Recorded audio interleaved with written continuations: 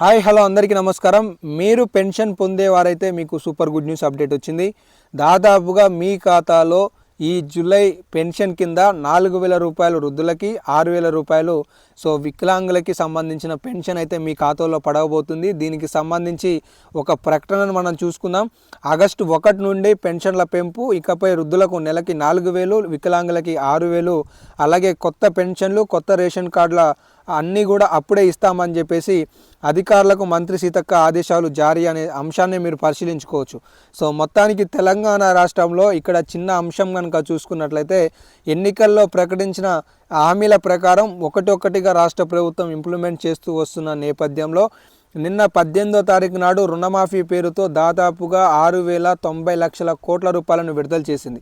అయితే ఇప్పుడు ఈ రెండో విడత జూలై చివరికల్లా పూర్తి చేస్తున్న రాష్ట్ర ప్రభుత్వం జూలై చివరిన 30 లేదా 31న వరంగల్లో రాహుల్ గాంధీ గారితో ఒక సభను నిర్వహించబోతుంది. ఈ సభలో చేయూత పేరుతో మరొక పథకాన్ని శ్రీకారం చుట్టబోతుంది. అదే 4,016, 6,016 రూపాయలకు సంబంధించి ఉండబోతుంది అనేది అయితే విశ్వసనీయ సమాచారం ఉంది.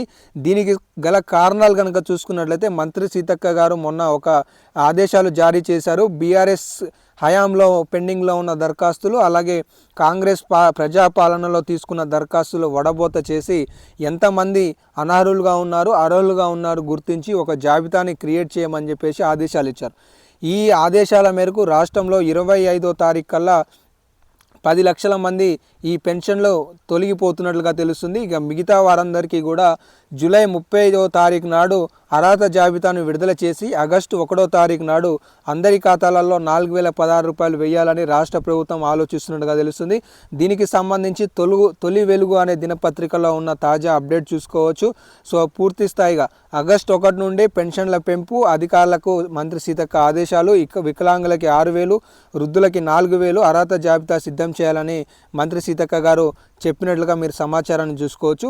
ఇవే తాజాగా ఆసరా పెన్షన్కి సంబంధించిన లేటెస్ట్ అప్డేట్లు.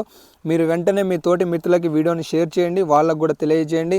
ఇలాంటి లేటెస్ట్ అప్డేట్లు మీరు మిస్ కావద్దని కూడా సబ్స్క్రైబ్ చేసుకొని ఛానల్ని ఫాలో అవుతుండండి. మన ఇన్ఫర్మేషన్ నచ్చినట్లయితే వీడియోని కూడా లైక్ చేసి సపోర్ట్ కూడా తెలియజేయండి. ధన్యవాదాలు.